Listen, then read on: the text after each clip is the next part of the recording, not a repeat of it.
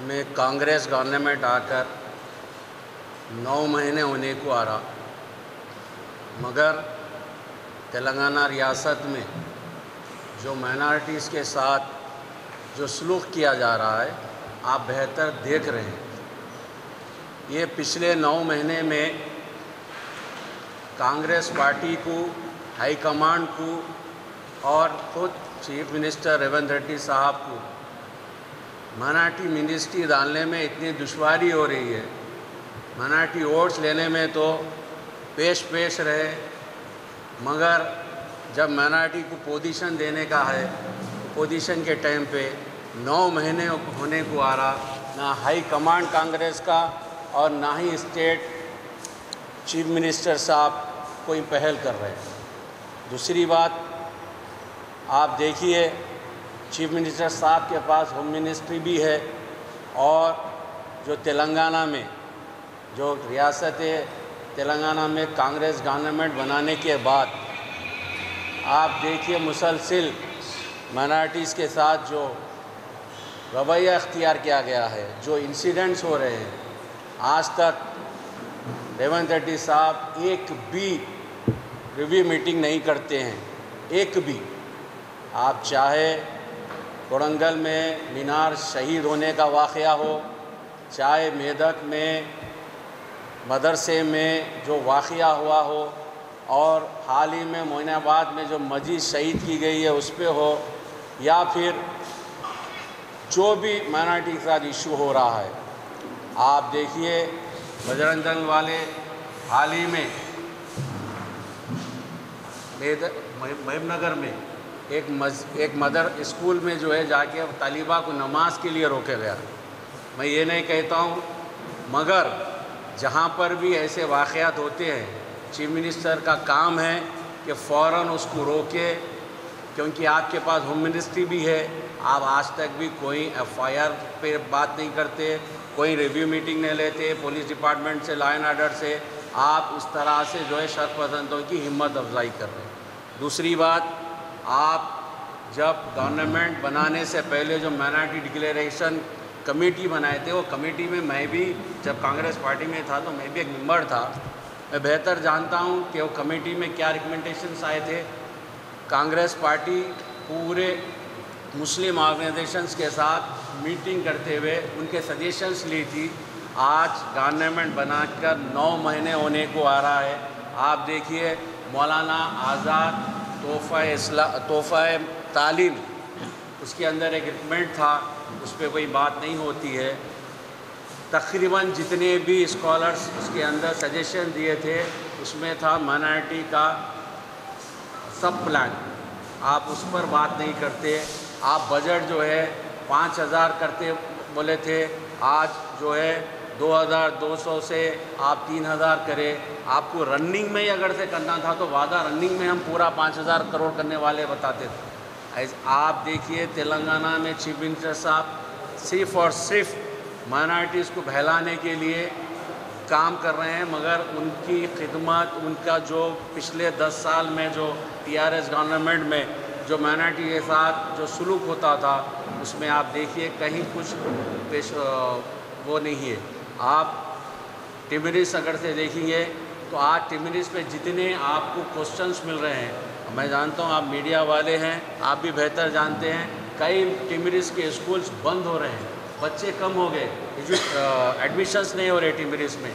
और आप अनीसुल गुरबा जो टीआरएस गवर्नमेंट में एक ऑर्फेनेज इदारा है, उसको जो है बाजू की ज़मीन लेकर एक शानदार इमारत बनाई गई है।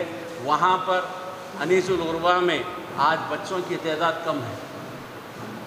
जिस तरह से तेलंगाना चीफ मिनिस्टर साहब सिर्फ़ और सिर्फ दिल्ली के दौरे, बाहर अमेरिका के दौरे, मगर तेलंगाना रियासत में आप देखिए पूरी गवर्नमेंट 9 महीने से पूरी फ्लूस हो चुकी है। आज कहीं पर भी कोई पर भी तेलंगाना में आवाम का काम नहीं हो रहा है।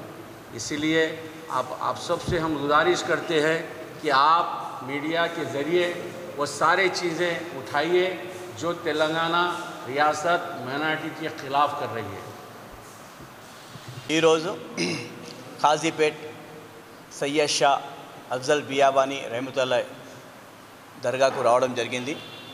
ప్రతి సంవత్సరం వినయ్ భాస్కర్ గారి ఆధ్వర్యంలో చాదర్ సమర్పించడం జరుగుతుంది. అదేవిధంగా ఈ సంవత్సరం కూడా బీఆర్ఎస్ పార్టీ తరఫుకెళ్ళి వినయ్ భాస్కర్ గారి ఆధ్వర్యంలో దర్గాలో చాదర్ సమర్పించడం జరిగింది. నాతో పాటు సోహెల్ అబ్దుల్లా గారు, రాష్ట్ర నాయకులు గారు, మాజీ డిప్టీ మేయర్ మసూద్ గారు, నయీం గారు, అందరితో పాటు ఈరోజు మీ ముందు మీడియాతో మాట్లాడడం జరుగుతుంది. గత 9 నెలల నుంచి రాష్ట్రంలో కాంగ్రెస్ ప్రభుత్వం చేస్తున్న ముఖ్యంగా మైనారిటీస్ పైన వ్యతిరేకత ఏ విధంగా ఉందో అది మీ ముందర చెప్పాల్సిన అవసరం ఉంది. ఎందుకంటే కాంగ్రెస్ ఎప్పుడు తను సెక్యులరిజం అనుకొని ఓటు అడుగుతుంది తప్ప చూపించడంలో సెక్యులరిజం ఉండదు. 1 సంవత్సరం ముందు అప్పుడు తెలంగాణ కాంగ్రెస్ అధ్యక్షులు రేవంత్ రెడ్డి గారు దర్గాకు వచ్చి దర్గాలో ఏం మాట్లాడారు, మాకు ఓట్లు వేయండి, మాకు ఓటు వేస్తే మేము కాంగ్రెస్ గవర్నమెంట్ చేత సెక్యులరిజంలో మేము హిందూ ముస్లింని కలిసి తీసుకుపోతామన్నారు. దర్గాలో చెప్పిన మాట, ఆ మాట మీద నేను నిలబడలేవు. ఇంతవరకు నీ క్యాబినెట్లో మైనారిటీ మంత్రి లేరు. ఇంతవరకు 9 నెలల్లో గత 10 సంవత్సరాల్లో కేసీఆర్ గారు ఎన్నడూ మైనారిటీ పైన దాడులు జరగలే, ఎన్నడూ మా పైన ఎలాంటి కేసులు కాలే. కానీ నీ హయాంలో చెంగిచెర్ల కానీ మెదక్ కానీ అనేక జిల్లాలో కొట్లాడలైనవి. అయితే దీని ఉద్దేశం ఏంది? అది కేవలం law and order completely fail ఉంది. ముఖ్యమంత్రి గారు యాజ్ ఎ ముఖ్యమంత్రిగా ఫెయిల్యూర్ ముఖ్యమంత్రిగా ప్రూవ్ చేసుకున్నాడు. నీ హయాంలో హైదరాబాద్లో ఈ 9 నెలలు ఎన్ని మర్డర్లు, ఇన్ని కేసులు అయినాయి, అంతకుముందు 10 సంవత్సరాలు ఎప్పుడు కాలే. ఓవరాల్గా స్టేట్ లెవెల్లో చూస్తే నీవు అప్పుడు పిసిసి అధ్యక్షుడు ఉండి ఏమన్నావు, నేను మైనారిటీ బడ్జెట్ ఇప్పుడు కేసీఆర్ గారు 2000 ఇస్తే నేను 4000 బడ్జెట్ ఇస్తా, 1000 కోట్లు అదనంగా అన్ఎంప్లాయ్మెంట్ యూత్ కానీ ఉమెన్ కానీ బ్యాంకబుల్ సబ్సిడీ కిందకు ఒక 1000 కోట్లు కేటాయిస్తా అని చెప్పిండు. కానీ బడ్జెట్లో పెట్టినప్పుడు ఏమైంది, ఓన్లీ 3 కోట్లు పెట్టిండు, 3000 కోట్లు పెట్టిండు. దాంట్లో కూడా నువ్వు ఈ సంవత్సరంలోనే మాకు చెప్పిన మాట మీద 2000 కోట్లు నువ్వు పక్కకు పెట్టేసినావు. అయితే కేవలం పవర్లో రానికే నువ్వు అబద్ధాలు మాట్లాడినావు. మైనారిటీ డిక్లరేషన్లో చెప్పిన ఒక్క హామీ కూడా ఇంతవరకు అమలు కాలే. మా ఎవరైతే ముస్లిం బీద అమ్మాయిలు ఉన్నారో, కాంగ్రెస్ ప్రభుత్వం 55 సంవత్సరాలు పాలించినా ఇంతకుముందు, కానీ మా గురించి పట్టించుకోలే. మా బీద అమ్మాయిలు పైసలు లేకుండా పెళ్ళి కాగా వాళ్ళు అట్లే ఉన్నారు, మాకు చదువు చెప్పడం లేరు. కానీ కేసీఆర్ గారు ఏమన్నారు, ఒకవేళ మైనారిటీ అభివృద్ధి చెందాలంటే వాళ్ళ ఇంట్లో ఎడ్యుకేషన్ ఉండాలి, వాళ్ళకు కూడా ఎస్టీ సమానలాగా బీసీలాగా వాళ్ళకు మైనారిటీ గురుకులా ఉండాలే ఉద్దేశంతోన కేసీఆర్ గారు ఓన్లీ ఈ 4 సంవత్సరాల్లో 206 టెంపరీ స్కూల్ ఏర్పాటు చేసిండు. గత కాంగ్రెస్ ప్రభుత్వం ఎందుకు చేయలే? మీరు సెక్యులరిజం కదా, మాకు చదువు చెప్పనీకే మీకు ఎందుకు మనసులో రాలే? మీరు ఎందుకు మాకు గురుకుల ఓపెన్ చేయలే? ఈరోజు కేసీఆర్ గారు గురుకుల ఓపెన్ చేస్తే 206 గురుకుల స్కూలు, 206 జూనియర్ కాలేజీ ఈరోజు ఉన్నాయంటే అది కేసీఆర్ పుణ్యమే. ఈరోజు మా వాళ్ళు కూడా డాక్టర్లు, ఇంజనీర్లు, కలెక్టర్లు, ఐపీఎస్ అవుతారంటే కేసీఆర్ పుణ్యమే. కానీ అది కూడా నీవు చూడలేకపోతున్నావు. టెంపరీస్ ఎడ్యుకేషన్ కంప్లీట్లీ బంద్ కాబోయిపోతుంది. వచ్చే సంవత్సరం నుంచి టెంపరీస్ బంద్ చేస్తాడు ఈ ముఖ్యమంత్రి. ఎందుకంటే దాంట్లో పనిచేసిన విజిలెన్స్ అధికారిని తీసేసిండు. అయితే ఒక సొసైటీలో విజిలెన్స్ అధికారి లేకపోతే ఆ సొసైటీ నడుస్తుందా? నడవదు. 23 విజిలెన్స్ ఆఫీసర్లని టెంపరీస్ ఎడ్యుకేషన్ సొసైటీకి తీసేసిండు. దాని మీద పట్టు లేదు. ఒక మైనారిటీ సెక్రటరీ ఐఏఎస్ ఆఫీసరే మైనారిటీ ఫిలప్ కాకపోతే నాన్ మైనారిటీ తీసుకోమని ఎట్లా చెప్తుంది గవర్నమెంటే? దాంట్లో కేసీఆర్ గారు ఒక జియో తెచ్చిండు. 75% మైనారిటీ స్టూడెంట్స్, 25% నాన్ మైనారిటీ పెట్టిండు. కానీ రేవంత్ రెడ్డి గవర్నమెంట్ వచ్చిన తర్వాత దానికి 50% చేస్తుంది. అయితే నీ ఉద్దేశం ఏంది? మైనారిటీ వాళ్ళు చదువుకోకూడదు, వాళ్ళు అట్లే ఉండాలి, వాళ్ళు పాన్ డబ్బా, చాయ్ డబ్బా, ఫ్రూట్ బండి, ఇట్లనే మెకానిక్ షెడ్లో పని చేయాలి ఉద్దేశం నీది కాంగ్రెస్ పార్టీది. అయితే కాంగ్రెస్ పార్టీ ఎప్పుడు కూడా భారతదేశంలో మైనారిటీ చదువుకోవాలని చెప్పి ఉద్దేశం ఎప్పుడు లేదు. కానీ కేసీఆర్ గారు ఖచ్చితంగా మాకు ఈ 200-600 స్కూల్స్ ఓపెన్ చేసారు, ఖచ్చితంగా మా పిల్లలు దాంట్లో చదువుతున్నారు. ఇంకొకటి నేను డిక్లరేషన్ గురించి మాట్లాడుతున్నా. 5,000 కోట్లు పెట్టలే, కానీ మా తెలంగాణలో ఉన్న ఉలుమాయ పెద్ద పెద్ద మనుషులు వాళ్ళు అడుగుతలేరు. ఎందుకు అడుగుతలేరు తెలుసలేదు. ఇప్పుడు నీవు అప్పుడు ఏం చేసినావు, అయితే టీఆర్ఎస్ గవర్నమెంట్ మసీదు కూలగొట్టని చెప్పి బ్లేమ్ చేసినావు, కానీ ఎక్కడ ప్రూఫ్ లేదు. కానీ నీ హయాంలోనే ఈ లాస్ట్ మంతే మొయినాబాద్ మసీద్ అంత పాత మసీద్ నీ హయాంలో కూలగొట్టిరు. దాన్ని ఇంతవరకు కడతా చెప్పి కట్టలేదు. కానీ నేను ఒకటే చెప్తున్నా, తెలంగాణలో ఈరోజు మైనారిటీస్ సేఫ్గా లేరు. ఈ కాంగ్రెస్ ప్రభుత్వం చెప్పనికే సెక్యులరిజం కానీ చేసేది ఉండదు. నేను ఇంకొకటి చెప్పేది మీకు ఏమంటే, వక్ఫ్ యాక్ట్ అమెండ్మెంట్ బిల్ ఏమైతే ఉందో 2024, ఇది కాంగ్రెస్కి ఒకవేళ మైనారిటీస్ పైన ఈ వక్ఫ్ బోర్డు పైన చిత్తశుద్ధి ఉంటే నీవు భారతదేశంలో కాంగ్రెస్ ప్రభుత్వం ఏ స్టేట్లో ఉందో ఆ స్టేట్లో అసెంబ్లీలో ఈ బిల్కి వ్యతిరేకంగా అసెంబ్లీలో రిజల్యూషన్ పాస్ చేసి పంపించాలి చిత్తశుద్ధి ఉంటే, కేవలం మాటతో కాదు. ఒకవేళ రాహుల్ గాంధీ భారత్ జోడో యాత్ర అని చెప్తున్నాడో, నీవు నిజంగా నీ మీద మైనారిటీస్ చిత్తశుద్ధి ఉంటే మీ స్టేట్లో ఎక్కడ కాంగ్రెస్ గవర్నమెంట్ ఉందో, కర్ణాటక అని తెలంగాణ అని ఎక్కడైనా ఉన్నా అసెంబ్లీలో ఈ బిల్కి వ్యతిరేకంగా పెట్టి రిజర్వేషన్ పాస్ చేసి పంపించాలి. అప్పుడే మీకు నిజమైన సెక్యులరిజం అంటాం.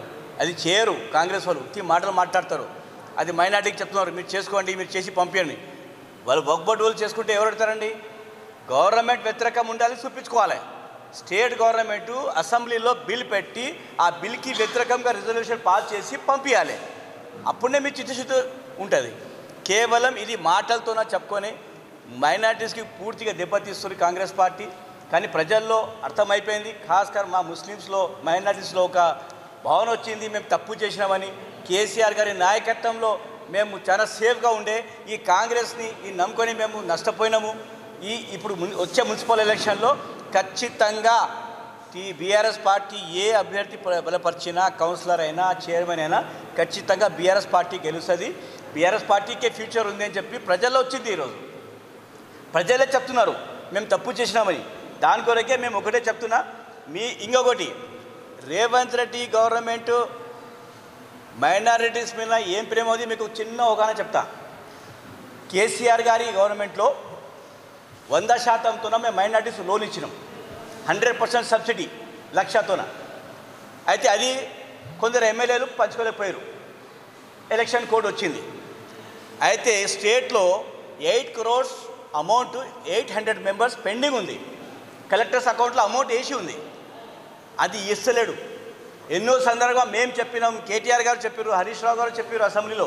ఆ పెండింగ్ ఉన్న లోన్స్ ఆ పాపం బెనిఫిషియరీ శాంక్షన్ అయి ఉంది. ఆ బీదోలు కదా, ఒకవేళ మీరు ఇవ్వాలని కూడా ముస్లిమ్స్కే మైనార్టీస్కి ఇవ్వాలి కదా. టీఆర్ఎస్ ప్రభుత్వం ఇచ్చింది, అది మాకు టీఆర్ఎస్ పార్టీ ఇచ్చిన దానికి నువ్వు ఆపుతున్నావు, ఆ ముస్లిమ్స్కి నష్టం చేస్తున్నావు. 8 crores కేసీఆర్ గారు ఇచ్చిన గవర్నమెంట్ కలెక్టర్స్ అకౌంట్లో ఉంది, పాస్ అయి ఉంది, అది ఇస్తలేవు. అసెంబ్లీలో అక్బరుద్దీన్ అవైసీ గారు కూడా 3 సార్లు చెప్పారు, అది పెండింగ్ ఉంది, శాంక్షన్ అయి ఉంది, మీరు ఒక మాట చెప్తే ఇచ్చేస్తారంటే ఇస్తలేడు. అదేవిధంగా టైలరింగ్ మిషన్ బీద లేడీస్కి కుట్టు మిషన్ ఇచ్చారు కేసీఆర్ గవర్నమెంట్. 4,000 మిషన్ పెండింగ్ ఉంది డిఎండబ్ల్యూ అండర్లో. అది ఎందుకు ఇస్తలేడే? కేసీఆర్ గారు బొమ్మ ఉంది ఇస్తలేడు.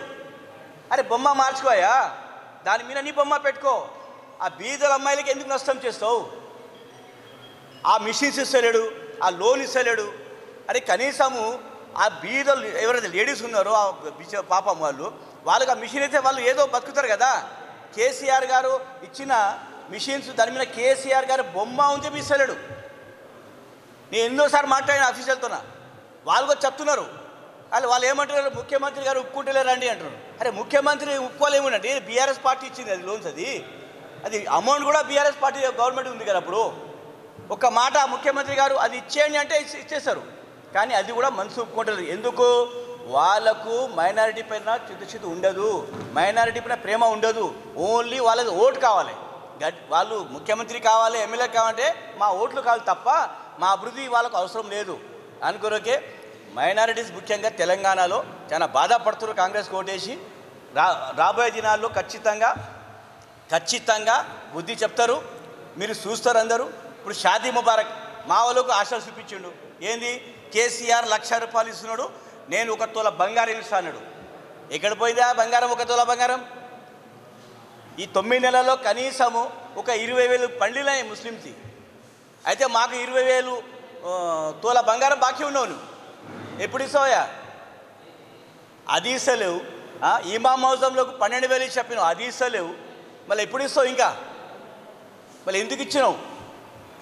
అబద్ధాలు చెప్పి ఓటు తీసుకున్నావు. అన్ని ఫేక్ కమిట్మెంట్స్. పబ్లిక్కి అర్థమైంది. ఖచ్చితంగా కాంగ్రెస్కి బుద్ధి చెప్తారు. మీరు దర్గాలో వచ్చి ఏమైనా మాట చెప్పిరో ఆ మాట మీద ఉండకపోతే ఖచ్చితంగా మీకు కూడా తగులుతుంది. మీకు ఏం తగులుతుంది? అప్పుడు మీరు వచ్చే కాలం మీకు చూపెడతాం. జై తెలంగాణ, జై